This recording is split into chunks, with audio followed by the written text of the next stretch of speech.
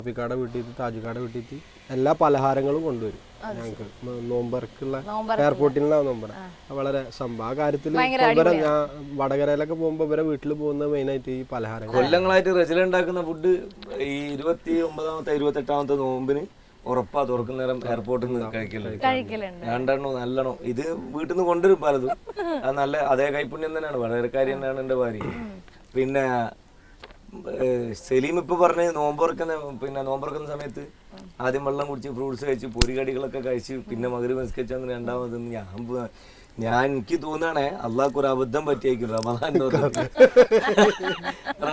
എന്ന് പറഞ്ഞൊരു അബദ്ധം പറ്റിപ്പോയതായിരിക്കും. കാരണം ഇങ്ങനൊക്കെ തിന്നാണെങ്കിൽ റമദാൻ സാധാരണ ചെലവ് റമദാനിൽ ചുരുങ്ങായിരിക്കും എന്ന് പുറമേ നിന്ന് കാഴ്ചപ്പാട് പുറമേ നോക്കി കാണുന്ന ആൾക്കാരുടെ കാഴ്ചപ്പാടില് റമദാനിന് ചെലവ് കുറയുന്നതായിരിക്കും. എന്റെ അഭിപ്രായത്തില് ഈ വടക്കേ മലബാറിൽ ഇങ്ങോട്ട് എടുത്തു നോക്കുകയാണെങ്കിൽ റമദാനിന് നേരെ ഡബിൾ ചെലവായിരിക്കും. തീർച്ചയായിട്ടും. അല്ല, താജിക്ക് നേരത്തെ പറഞ്ഞത് എനിക്ക് തോന്നുന്നത് ഇപ്പം ഇസ്ലാം മതവിശ്വാസികൾ മാത്രമല്ല ഇഫ്താർ പാർട്ടികൾ വെക്കുന്നത്. സമയത്ത് ആ ഒരു വിശ്വാസത്തിൽ അധിഷ്ഠിതമായിട്ട് ഒരുപാട് പേരുണ്ട്, പ്രത്യേകിച്ച് പ്രവാസികള്. അന്യമതസ്ഥരും നോമ്പ് നോക്കുന്നുണ്ട്, അവരും ഇഫ്താർ പാർട്ടികള്. ഈ അന്യമതസ്ഥരൊന്നും ഇല്ല. ലോകത്ത് രണ്ട് മതങ്ങളാ. ഞാൻ പറഞ്ഞുതരാം, ലോകത്ത് രണ്ട് മതങ്ങളാ. ഒന്ന് ശരി, ഒന്ന് തെറ്റും. ഒന്ന് സത്യം, ഒന്ന് അസത്യം. പിന്നെ അള്ളാഹു ഖുർആനിൽ പ്രബോധനം ചെയ്തത് അയ്യുഹന്നാസ് എന്നാണ്. അയ്യുഹന്നാസ് എന്ന് പറഞ്ഞാൽ ജനങ്ങളെ ഇത്തക്കില്ല, അള്ളാഹുവിനെ സൂക്ഷിക്കുക. അതുകൊണ്ട് തന്നെയാണ് സർവ്വ സൗഭാഗ്യങ്ങളും എല്ലാ വിശ്വാസികൾക്കും കൊടുക്കുന്നത്. കാരണം എല്ലാവരും ഓംകാരം ആണ് ലാസ്റ്റ് ചെന്നെത്തുന്നത്. എല്ലാവരും എന്താ പറയണ്ടേ, ഒന്നിലേക്കാണ്, ഏകത്വത്തിലേക്കാണ്. ഏറ്റവും നല്ല തത്വജ്ഞാനികളും ഏറ്റവും നല്ല സന്യാസിവര്യന്മാരും മുനിവര്യന്മാരും എഴുതി വെക്കപ്പെട്ട ഗ്രന്ഥങ്ങളിൽ ഏതെടുത്ത് നോക്കിയാൽ, ചിലപ്പോൾ സംസ്കൃതത്തിലായിരിക്കാം, ചിലപ്പം ബൈബിള് സുറിയാനി ഭാഷയിലായിരിക്കാം, ഗ്രീക്കിലായിരിക്കാം, ചിലപ്പം അറബിയിലായിരിക്കാം. ഭാഷ അത് പിന്നീട് മനുഷ്യൻ പറഞ്ഞതിന് ശേഷം ഉണ്ടായ സാധനങ്ങളാണ്. ഇതിനെല്ലാം വിരൽ ചൂണ്ടുന്ന ഒറ്റൊന്നാണ്, ഏകത്വത്തിലേക്കാണ്. അപ്പൊ ഈ പറഞ്ഞ നോമ്പായാലും പിന്നെ മറ്റെന്തൊക്കെ അനുഷ്ഠാനങ്ങളും ദൈവത്തെ ഇഷ്ടപ്പെട്ടുകൊണ്ട് ഒരു അടിമ സമർപ്പിക്കുന്ന എന്ത് കർമ്മവും ഇബാദത്താണ്. പ്രത്യേകിച്ച് കുടുംബം പോറ്റുക. അല്ലെങ്കിൽ ഇപ്പം വേറൊരു കാര്യമുണ്ട്. ഇപ്പൊ പെരുന്നാളിന്റെ സമയത്ത് പിന്നെ നമ്മൾ പറഞ്ഞു നമ്മളെ അയൽവാസികളായ മറ്റ് വിശ്വാസികളെല്ലാം നമ്മൾ കൂട്ടുന്നുണ്ട്. ഇത് എന്തുകൊണ്ടാന്ന് പറഞ്ഞാൽ ഇത് നമ്മളെ വിശ്വാസത്തിന്റെ അടിസ്ഥാന നമുക്ക് പഠിപ്പിച്ചു തന്നിരിക്കുന്നത്, പൂർത്തീകരിച്ചു തന്ന പ്രവാചകർ സല്ലല്ലാഹു അലൈഹി വസല്ലം തങ്ങൾ പറഞ്ഞു, ഹുബ്ബുൽ വതൻ നിസ്ഫുൽ ഈമാൻ എന്ന് പറഞ്ഞാൽ രാഷ്ട്രസ്നേഹം ഒരുത്തൻ്റെ വിശ്വാസത്തിന്റെ ഭാഗമാണ്. രാഷ്ട്രസ്നേഹം എന്ന് പറയുമ്പോൾ ഞാൻ ഇന്ത്യയിൽ ജീവിക്കുമ്പോൾ എൻ്റെ അയൽവാസി പട്ടിണി കിടക്കുകയാണെങ്കിൽ സ്വന്തം വയറ് നിറക്കുന്നവൻ അല്ലെ സ്വന്തമായി സന്തോഷിക്കുന്നവൻ എന്നിൽപ്പെട്ടവനല്ല എന്ന് പറയണമെങ്കിൽ, എന്നിൽപ്പെട്ടവനല്ല എന്ന് പറയുന്നത് മനുഷ്യരിൽ പെട്ടവനല്ല എന്നാണ് റസൂൽ ഉദ്ദേശിക്കുന്നത്, അല്ലാണ്ട് മുസ്ലിം എന്നല്ല. അയൽവാസി എന്ന് പറഞ്ഞതും അങ്ങനെ തന്നെയാണ്. അയൽവാസി എന്ന് പറയുന്നത് നമ്മളെ റൈറ്റ് സൈഡ് 40 വീട്, ഫ്രണ്ടിൽ 40 വീട്, ലെഫ്റ്റ് റൈറ്റ് ഒക്കെ എല്ലാം കൂടെ 100 എത്ര വീടുണ്ടാവും? അപ്പോൾ ഒരു ഏകദേശം ആ ഒരു പഞ്ചായത്ത് അടിസ്ഥാനത്തിൽ ആളുകൾ പട്ടിണി കിടക്കുന്നുണ്ടെങ്കിൽ, പട്ടിണി എന്ന് പറയുന്ന വയറിന്റെ പട്ടിണിയെ കുറിച്ച് മാത്രമല്ല പ്രവാചകർ ഉദ്ദേശിച്ചത് അറിവിന്റെ പട്ടിണി, ഇൽമിന്റെ പട്ടിണി, സമ്പത്തിൻ്റെത്, സംസ്കാരത്തിൻ്റെത്, ഇതൊക്കെ അതിൽപ്പെട്ട സംസ്കാര ശൂന്യത ഒരു പട്ടിണിയാണ്. ഇപ്പൊ ഞാൻ എൻ്റെ അയൽവാസി ആയ ഒരു ചെറുപ്പക്കാരൻ വെള്ളം അടിക്കുന്നു, കള്ളു കുടിക്കുന്നുണ്ടെങ്കിൽ, ഞാനൊരു ശരിയായ വിശ്വാസി അള്ളാഹുവിന്റെ അടിമയാണെങ്കിൽ ഞാൻ ചെയ്യേണ്ടത് അവന്റെ നേരെ കാർക്ക് ചുരുപ്പി നടന്നു കളിയല്ല, അവന്റെ ഒപ്പം കൂടി അവനെ ചേർത്ത് നമ്മളിലേക്ക് ചേർത്ത് വെച്ചിട്ട് ഇത് ശരിയല്ല എന്ന് ഇരുത്തി പറഞ്ഞു കൊടുക്കുകയും നമ്മൾ ആ സ്വഭാവം ഇല്ലാത്ത നമ്മളുടെ നല്ല സ്വഭാവങ്ങൾ എന്താണോ അതവനെ പഠിപ്പിച്ചെടുക്കുകയും ഇത് ഒക്കെ ദൈവം നിഷേധിച്ച കാര്യമാണെന്ന് പറഞ്ഞു കൊടുക്കലുമാണ് യഥാർത്ഥ വിശ്വാസം ചെയ്യേണ്ടത്. അതാ പറഞ്ഞ സംസ്കാര ശൂന്യത ഇല്ലാണ്ടാക്കലും ഓരോ മനുഷ്യന്റെ കടമയാണ്. രാജിക, അപ്പം ഈ ഒരു പെരുന്നാൾ എന്ന് പറയുന്നത് എപ്പോഴും ആഘോഷം മാത്രമല്ല, നന്മയുടെ അല്ലെങ്കിൽ വിശുദ്ധിയുടെ കൂടി ഒരുപാട് കാര്യങ്ങൾ നിങ്ങൾ 3 പേരിൽ നിന്ന് നമുക്ക് അറിയാൻ പറ്റിയിട്ടുണ്ട്. അപ്പോ സലീംക്ക് വീണ്ടും പണിപ്പുരയിലാണ്.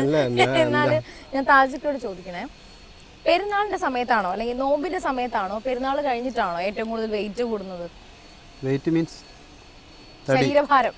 തീർച്ചയായിട്ടും എല്ലാവരും പറയും വ്രതം എടുത്തു കഴിഞ്ഞാൽ മെലിയുന്നൊക്കെ. അത് തെറ്റാണ്. എൻ്റെ ആരോഗ്യസ്ഥിതി വെച്ച് ഇല്ല ഒരിക്കലും ഇല്ല. ഞാൻ ശരിക്കും ഒരു 4-5 കിലോ കൂടും പെരുന്നാളാകുന്നപ്പോഴത്തേക്ക്. വയറൊക്കെ കൂടുതൽ വരും. അത് ശരി. അത് തിന്നതുകൊണ്ട് മാത്രമായിരിക്കില്ല, ചിലപ്പം എനിക്ക് തോന്നുന്നു ഈ ഫാറ്റ് ഭക്ഷണങ്ങൾ ആ ഒരു മാസം കൂടുതൽ കഴിക്കും. ഞാൻ ഇപ്പോൾ ഇറച്ചി മാംസങ്ങളൊക്കെ മുട്ട ഇതൊക്കെ വളരെ കുറച്ച് കഴിക്കുന്ന ആളാണ്. പക്ഷെ ആ ഒരു മാസം കാരണം എല്ലാ അർത്ഥത്തിലും ഒരു 11 മാസത്തേക്കുള്ള ചാർജിങ് ആയിരിക്കും. കാരണം മാനസികമായിട്ട് ആത്മീയപരമായിട്ട് ശാരീരികമായിട്ട് ഒക്കെ ഭക്ഷണം അടുത്ത ആയുസ്സുണ്ടെങ്കിൽ 11 മാസത്തേക്കുള്ള നല്ല പിടുത്തം പിടിക്കും. എല്ലാം നല്ല ക്വാളിറ്റിയുള്ള സാധനം കഴിക്കുകയും ചെയ്യും. പ്രത്യേകിച്ചും പിന്നെ സെലീം ഇപ്പോൾ ഇത് തിന്നുകൊണ്ടിരിക്കുന്നത് എന്താണെന്ന് പറഞ്ഞാൽ ഈ 30 ദിവസമായിട്ട് പകല് ഭക്ഷിക്കാറില്ലല്ലോ. 30 വ്രതം എടുക്കുന്നതുകൊണ്ട് ഇന്നലെ റിലീസായത് ആ 30 ദിവസത്തിൽ നിന്ന്. അപ്പോൾ ആ ഒരു ഹൗസ്ഫുൾ ആക്കണമല്ലോ. അല്ല അതല്ല, പകല് 30 ദിവസമായിട്ട് പകലൊന്നും ഭക്ഷിക്കാറില്ലല്ലോ, കുടി ഒന്നുമില്ലല്ലോ. അപ്പോൾ അതുകൊണ്ട് ആ പകല് പെരുന്നാളിന്റെ ദിവസം കൊണ്ട് ഇന്ന് തൊട്ട് തുടങ്ങും. നിങ്ങൾ കാണാതെ ഇടക്ക് തോണ്ടിയിട്ട് എന്നോട് പിസ്റ്റെടുക്കാൻ പറയും. ഞാൻ ഇവിടെ ഞാൻ ഷാഫിക്കാട് സംസാരിച്ചോണ്ടിരിക്കുമ്പോ അവിടെ എൻ്റെ ഒരു വലിയൊരു സന്തോഷം, എൻ്റെ നാട്ടിൽ എനിക്ക് ഒരുപാട് കൂട്ടുകാരുണ്ട്. കൂട്ടുകാർ മീൻസ് മിസ്റ്റർ രജീഷ് കുട്ടൻ എന്നാ വിളിക്കാം, ഒരു ഹരീഷ്, ശൈലേഷ്, വിനു, ഇവരൊക്കെ സത്യം ഞാൻ ഇന്നവരെ അന്നും ഇന്നും ഞാൻ ഇന്നവരെ ശരിക്കും അവർക്ക് ഒരു ഓണത്തിന് എന്തെങ്കിലും കോടിയോ അല്ലെങ്കിൽ ഒന്നും ഞാൻ അവരാവശ്യപ്പെട്ടിട്ടില്ല, ഇല്ല കൊടുക്കാൻ പറ്റിയിട്ടില്ല എന്നല്ല, ഞാൻ എടുത്തു കൊടുക്കാറൊന്നുമില്ല. പക്ഷേ എനിക്ക് എൻ്റെ കൂട്ടുകാർ അവർ എല്ലാ ചെറിയ പെരുന്നാളിനും വലിയ പെരുന്നാളിനും അവർ ഡ്രസ്സ് പുതിയത്, അതിലെൻ്റെ വളരെ അടുത്ത, കാരണം എൻ്റെ ഉമ്മ പ്രസവിക്കാത്തൊരു മോനെന്നൊക്കെ പറയാം, കുട്ടൻ രജീഷ് എന്നാണ് പേര്.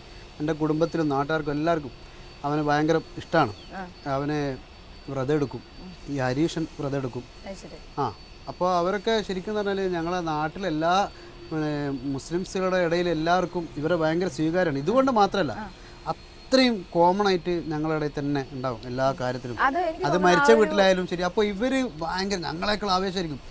എടാ മാസം കണ്ടെന്നൊക്കെ പറഞ്ഞാൽ ആദ്യം വിളിക്കാം, മാസം കണ്ടനെ വെള്ളയിൽ മാസം കണ്ടല്ലേ ഇവിടെ, അത്രയും അങ്ങനെയൊക്കെ കുറെ പ്രത്യേകത ഉണ്ട് എൻ്റെ കൂട്ടുകാർ. തീർച്ചയായിട്ടും വടകര അക്കാര്യത്തിലൊക്കെ, വടകര എന്ന് പറഞ്ഞാൽ പല പ്രശ്നങ്ങളും ഈ ഭാഗങ്ങളിൽ, അതായത് പ്രത്യേകിച്ചും മറ്റുള്ള ഭാഗങ്ങളിലൊക്കെ അറിയപ്പെടുന്നത് മറ്റു പ്രദേശങ്ങളിലെ പ്രശ്നങ്ങൾ കാരണമൊക്കെ വടകരയാണ് ടൈറ്റിൽ വരിക. പക്ഷെ ഞങ്ങളുടെ നാട്ടിൽ അങ്ങനത്തെ ഒരു മതസൗഹാർദ്ദത്തിൻ്റെ കാര്യത്തിലായാലും പൊളിറ്റിക്കലായാലും എല്ലാ കാര്യത്തിലായാലും, പിന്നെ പാവപ്പെട്ടവരെ സഹായിക്കുന്ന കാര്യത്തിലും വലിയ വലിയ പൈസക്കാരൊക്കെ ഒരുപാടുള്ള നാടാണ്, ഒരുപാട് പൈസക്കാരുണ്ട്. അവരൊക്കെ അത് ജാതിമത ഭേദമല്ല, എല്ലാവർക്കും തമ്മിൽ പരസ്പരം എല്ലാ സഹായങ്ങളും. നല്ലൊരു എൻ്റെ നാടിനെ കുറിച്ച് വെറുതെ പറയുന്നതല്ല, അത് എന്തെങ്കിലും നാട്ടുകാരെ വടകരയെക്കുറിച്ച് അന്വേഷിക്കുകയാണ് കിട്ടുന്ന വിവരം. ആ കാര്യത്തിൽ ഞാൻ വടകരക്കാരനായാലും വളരെയധികം സന്തോഷം അഭിമാനിക്കുന്നു. സലീം ക നേരത്തെ പറഞ്ഞു പെരുന്നാക്കായി എന്ന് പറഞ്ഞു, നിങ്ങൾ എന്താ പറഞ്ഞത് അതിന്? പോക്കറ്റിൽ വെച്ച് തരുന്ന പൈസക്ക് പെരുന്നാളിന്റെ കളക്ഷൻ ഇല്ല, കായ് എന്ന് പറയാറില്ല, പൈസ അത് പെരുന്നാൾക്കായി. ഇവരതിന് വേറൊരു വാക്കാണല്ലോ പറഞ്ഞത്, ചടക്ക പൈസ. അത് തന്നെ. അപ്പൊ ഈ ചടക്ക പൈസ ആയാലും പെരുന്നാക്കായി ആയാലും കിട്ടുമ്പോ സെലീമൊക്കെ പണ്ട് എന്തൊക്കെയാണ് വാങ്ങിക്കാറ്? പ്രത്യേകിച്ചും അല്ല എന്റെ കഥ പറയുകയാണെങ്കിൽ എത്രയുണ്ടാവും കളക്ഷൻ ഏകദേശം? അല്ല എന്റെ ഉമ്മ ഞാനും എൻ്റെ പള്ളിയിൽ പോകുന്ന സമയത്ത് തരുന്ന 5 രൂപ, അതാ വെള്ള ഷർട്ട് ഇട്ടൊന്ന് ആൾക്കാരൊക്കെ കാണിച്ചു ഒന്ന് കൈയൊക്കെ ബാക്കിൽ അത് തിരിച്ചെന്ന് അമ്മ തന്നെ വാങ്ങിക്കാറ്. പിന്നെ അത് കഴിഞ്ഞിട്ട് മാമന്റെ വീട്ടിലേക്കൊക്കെ പോകുമ്പോ പിന്നെ എല്ലാരും അന്നൊക്കെ പെരുന്നാളിന് വിരുന്നു പോയിരുന്നു. ഈ ഒരു അവസരത്തിൽ സത്യം എനിക്കങ്ങനെ പരിസരത്ത് ഓരോ വീട്ടിലൊക്കെ പോകാറുണ്ട്, പരിസരത്തുള്ള വീടുകളിലൊക്കെ സക്കാത്തിന് പോകും, ചെറിയ കുട്ടികളയക്കുന്ന സമയത്ത് പോകും. പക്ഷെ എനിക്ക് എൻ്റെ ഓർമ്മ വെച്ച നാളെ മുതൽ അന്നും മരിച്ചുപോയി എൻ്റെ ഒരു അമ്മാവനുണ്ട്, അബ്ദുറഹ്മാനിക്കാന്ന് പറയും. ഞാൻ വലുതായിട്ടും അത് ശരിക്ക് ഓർമ്മ വെച്ച നാളെ മുതൽ അമ്മാവൻ മരിക്കുന്ന സമയം വരെ മുറ തെറ്റാതെ. അതൊരു വലിയ ഭാഗ്യമാണ് ശരിക്കും. ഓരോ പെരുന്നാളിനെ കുറിച്ച് പറയുമ്പോൾ കുറെ പറയണ്ട്. ഈ പ്രത്യേകിച്ച് നമ്മളെ നോമ്പില് 27 എന്ന് പറയുന്ന സംഭവം നോമ്പിനുള്ള കാരണം അതാവാതെ ഭയങ്കര ബുദ്ധിമുട്ടാണ്. അപ്പൊ അടുത്തുള്ള ടൈലർ പകുതി കഴിഞ്ഞാല് ഉറങ്ങൂല. 26-ന്റെ 2-4 ദിവസം മുന്നേ പോലെ ഉറക്കം കിട്ടൂല. ഉറങ്ങി കഴിഞ്ഞാല് ആകെ കണ്ണി കാണുക എന്താണ് ഈ കുട്ടിസഞ്ചി എന്ന് പറഞ്ഞിട്ട് നമ്മള് ടൈലർ ഷോപ്പിൽ പോയിട്ട് അവിടെ ഈ ഷർട്ടിന് ബട്ടനൊക്കെ പിടിപ്പിച്ചു കൊടുക്കാൻ ഹെൽപ്പ് ചെയ്യും. അപ്പൊ അവര് നമുക്ക് കുട്ടിസഞ്ചി അടിച്ചു തരും, ഒരു സഞ്ചി, ചെറിയ സഞ്ചി. അതില് ആ ചില്ലറ പൈസ ഇട്ടിട്ട് ഇങ്ങനെ നടക്കണമൊക്കെ ഇങ്ങനെ സ്വപ്നം കാണും. പിന്നെ അത് നേരെ ഉമ്മടെ കൊണ്ടെടുത്ത് ഉമ്മ ഡ്രസ്സ് എടുത്ത് അന്നത്തെ പെരുന്നാൾ എന്നിട്ട് പള്ളിയിൽ പോയി വന്നു കഴിഞ്ഞാൽ പിന്നെ വിരുന്ന് പോക്ക്. അന്ന് വൈകുന്നേരം മാമൻ്റെ വീട്ടിൽ എല്ലാവരും സ്നേഹ സംഭാഷണങ്ങൾ മാത്രമല്ല അന്ന് ഉറക്കല്ല അവിടെ വിരുന്ന് പോയി കഴിഞ്ഞാൽ. കാരണം എല്ലാ എൻ്റെ മൂത്തമ്മയുടെ പെൺമക്കളും മാമൻ്റെ പെൺമക്കളൊക്കെ കൂടി കെട്ടിപ്പിടിച്ചിട്ടുള്ള ഒരു